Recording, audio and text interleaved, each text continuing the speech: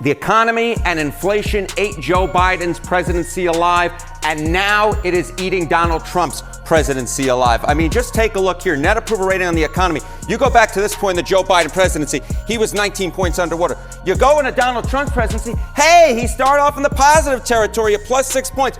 But down he goes, down the slide into the ocean. He goes negative 20. Just announced he's quitting, and sources suggest the reason reveals how toxic Donald Trump has become, even to his own party members facing re-election. We're not talking about some vulnerable freshman in Purple District making calculated political decision. We're talking about reports that Vern Buchanan, a 20-year congressional veteran representing safely Republican district in Florida, has decided retirement is better option than serving under Trump administration.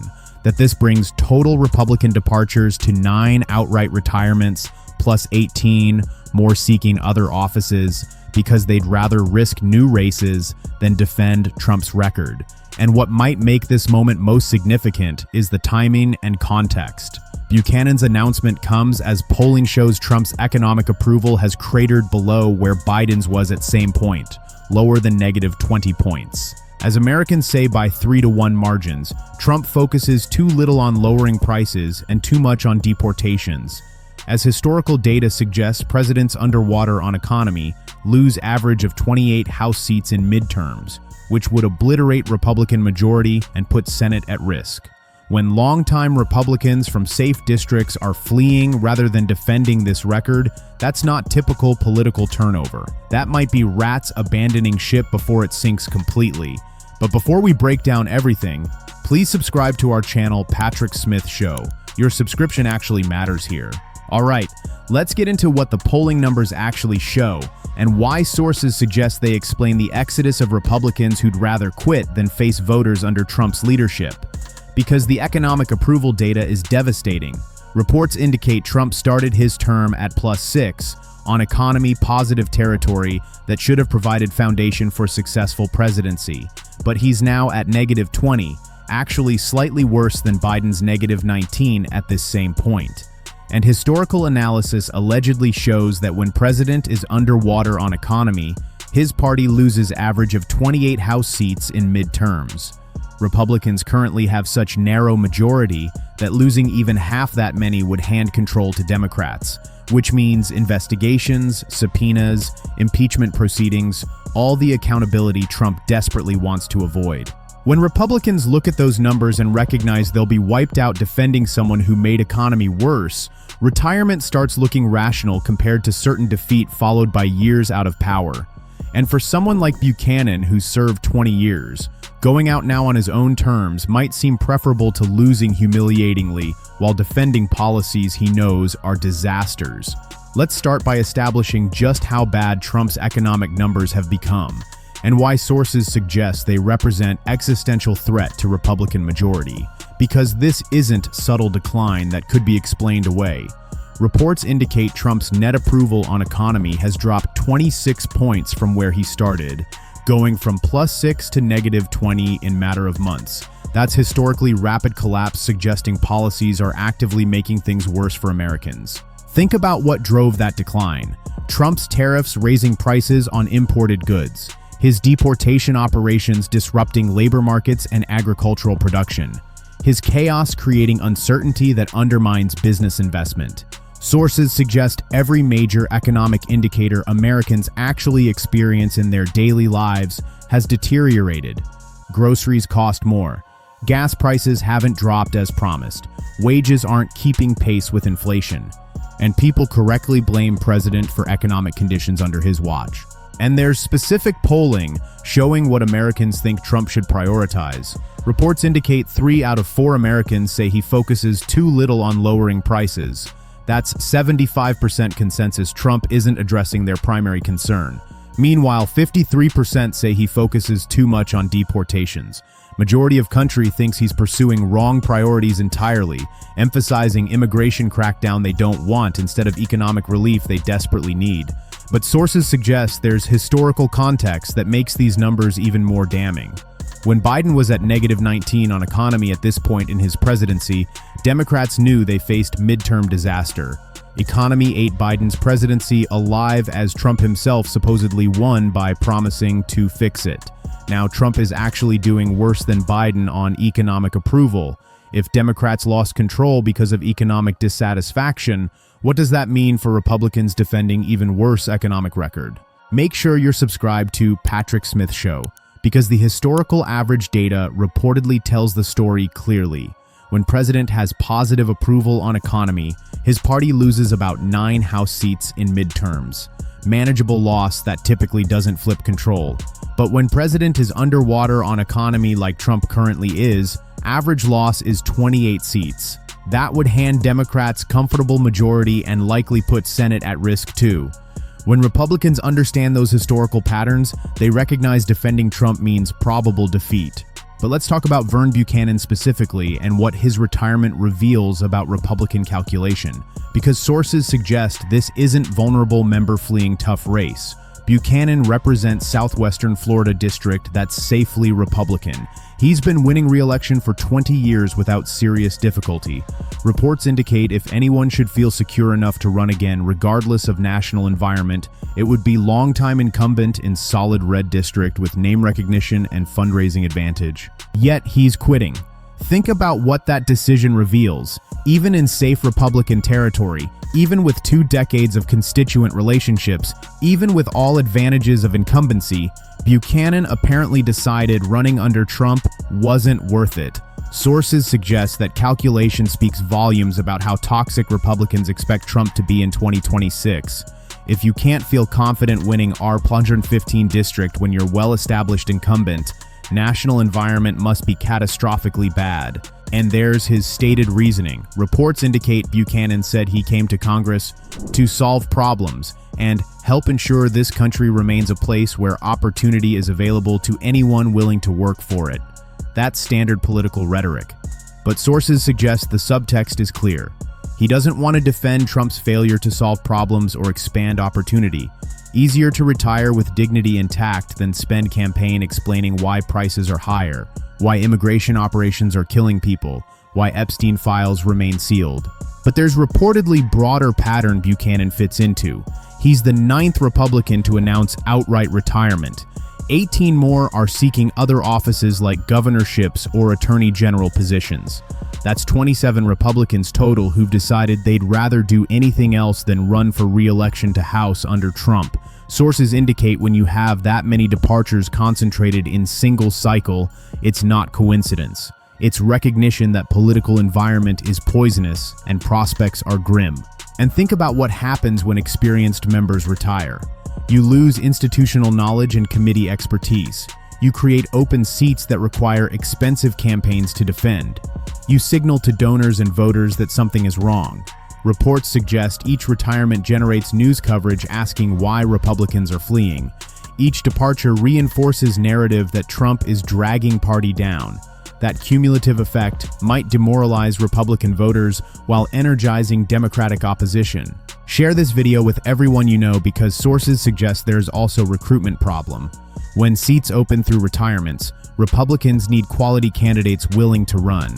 But who wants to be freshman member of minority party under Trump? If Republicans lose majority as polling suggests they will, new members would spend entire term powerless while Trump faces investigations and impeachment. That's not attractive proposition for ambitious politicians who could wait 2 years for better opportunity. But economic numbers aren't Trump's only problem.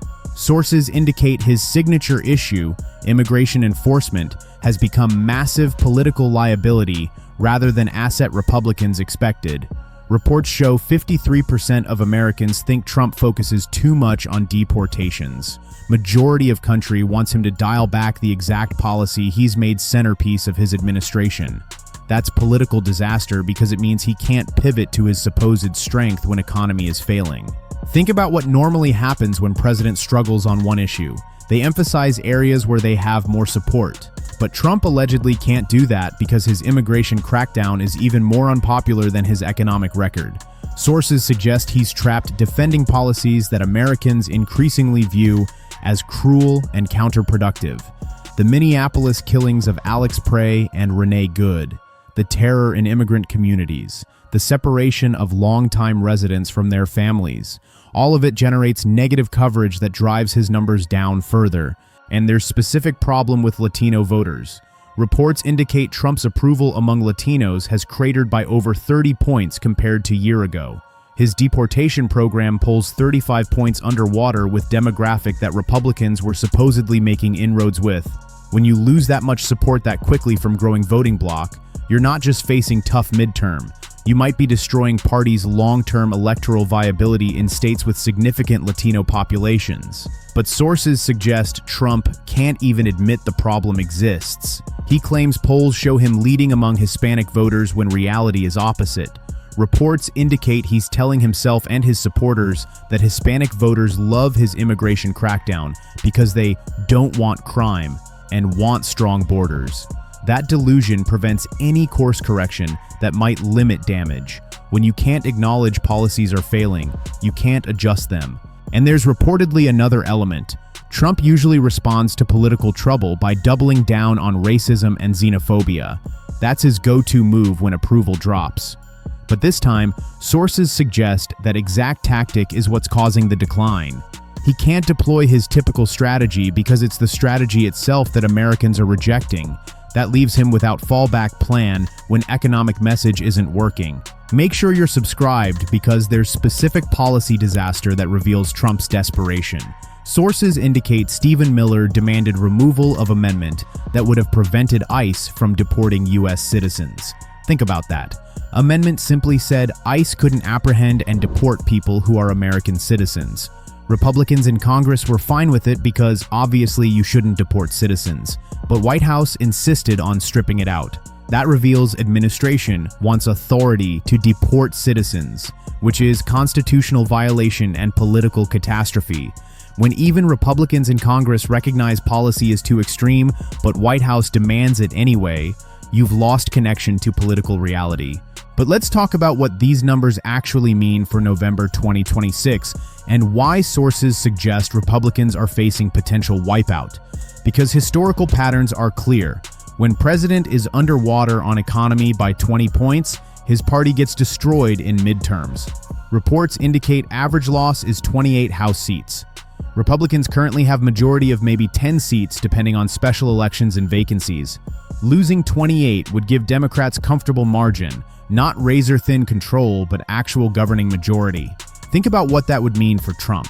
Democratic House immediately begins investigations. Subpoenas for everyone involved in Minneapolis operations. Hearings about Epstein file cover-up. Oversight of deportation policies. Examination of tariff decisions and their economic impact. Sources suggest every abuse and failure would become subject of congressional investigation, with witnesses compelled to testify under oath. That's nightmare Trump has been desperate to avoid. And there's impeachment dimension. Reports indicate House Resolution 353 already exists with articles of impeachment drafted. If Democrats take majority, those articles could be brought to floor immediately. Jack Smith's testimony about proof beyond reasonable doubt, Trump committed crimes becomes foundation for charges. The contempt findings from federal judges add to case. Pattern of defying court orders becomes impeachable conduct. Sources suggest Democrats wouldn't wait. They'd move quickly to build record of Trump's abuses.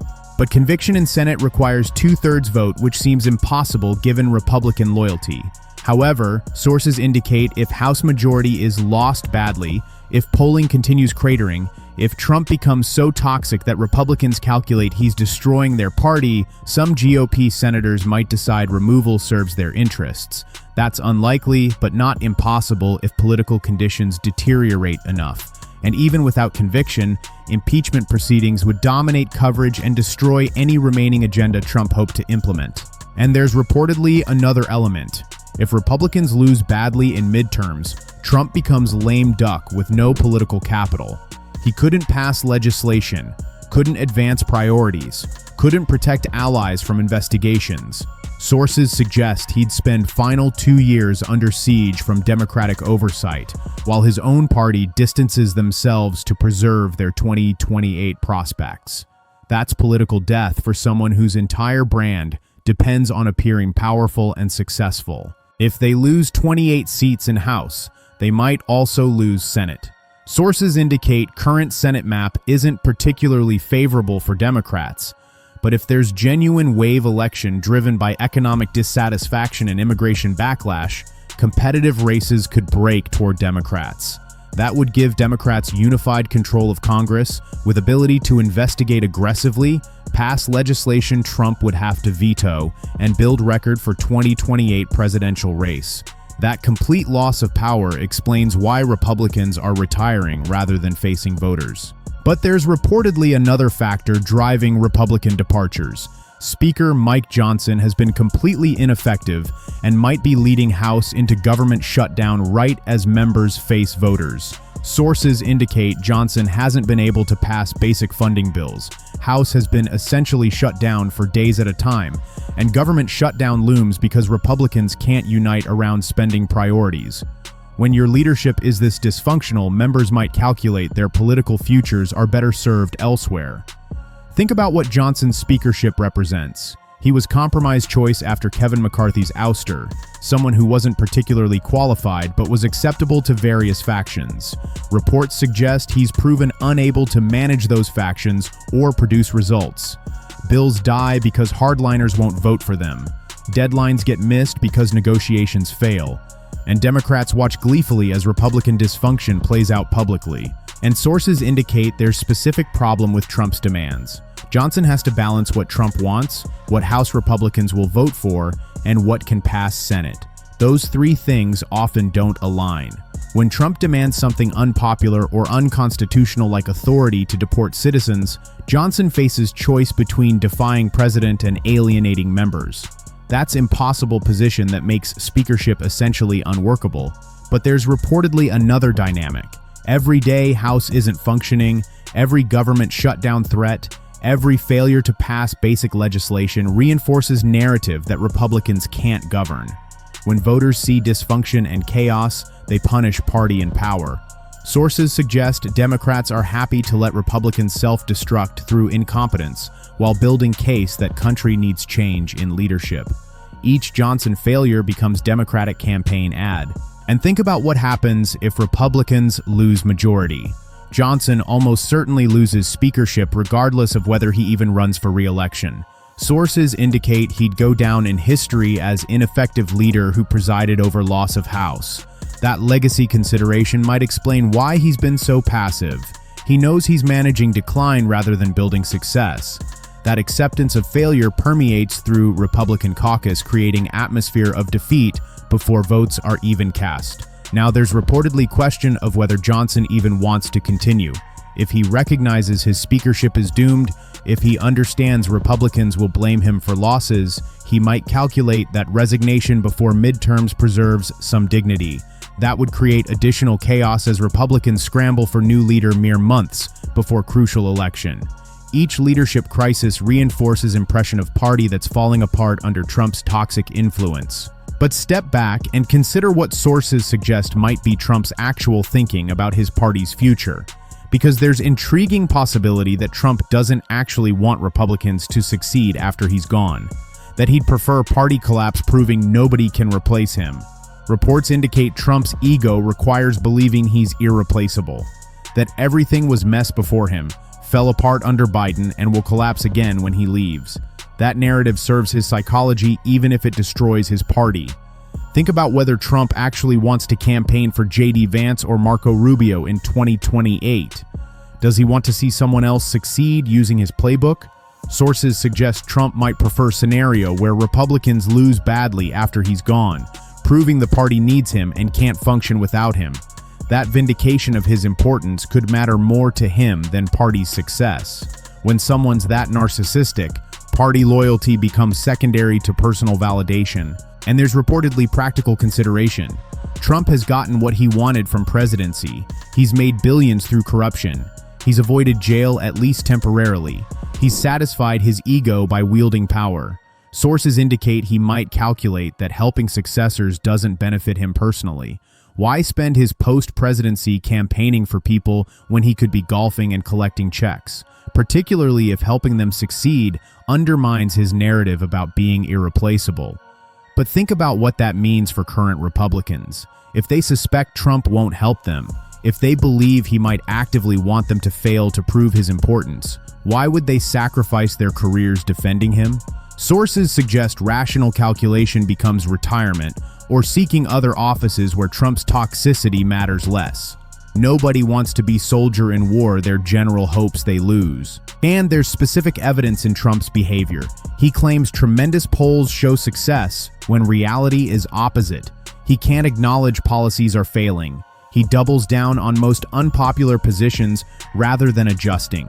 Reports suggest that's not strategy for winning midterms.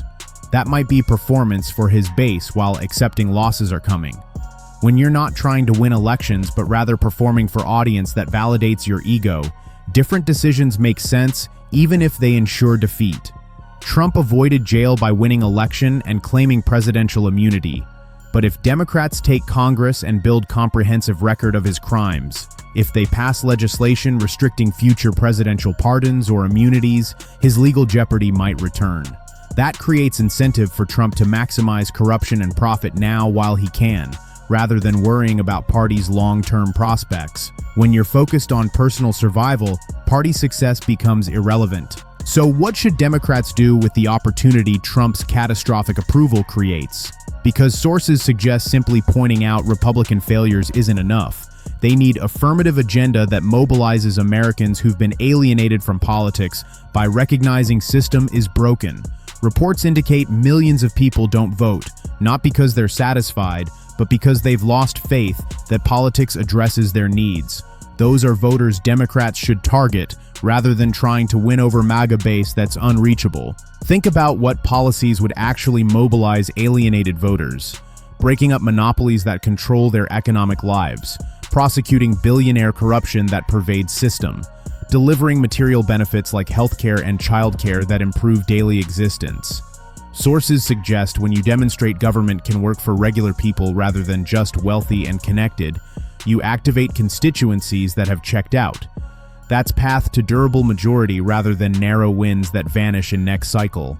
And there's reportedly specific opportunity around Trump's failures. His economic incompetence proves Republican policies don't work.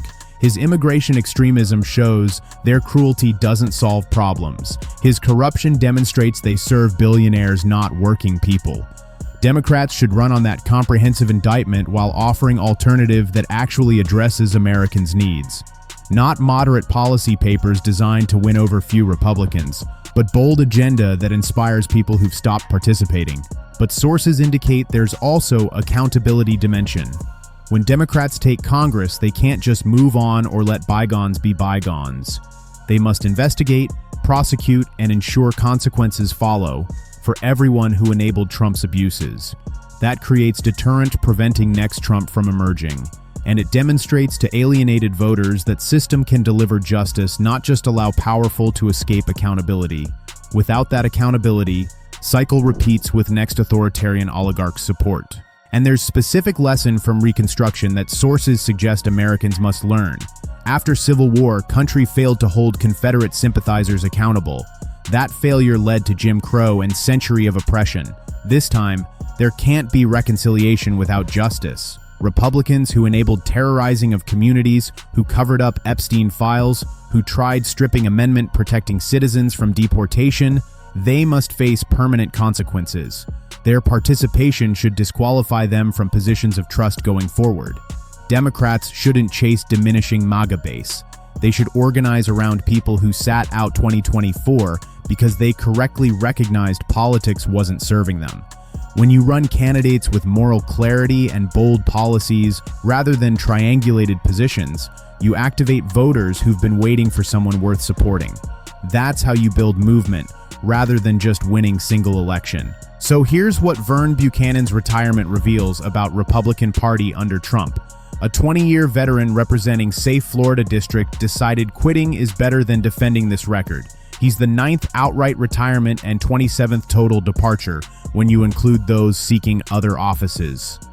That exodus comes as Trump's economic approval has cratered to -20, worse than Biden's at same point. As Americans say, by 3-to-1 margins, he focuses too little on prices and too much on deportations.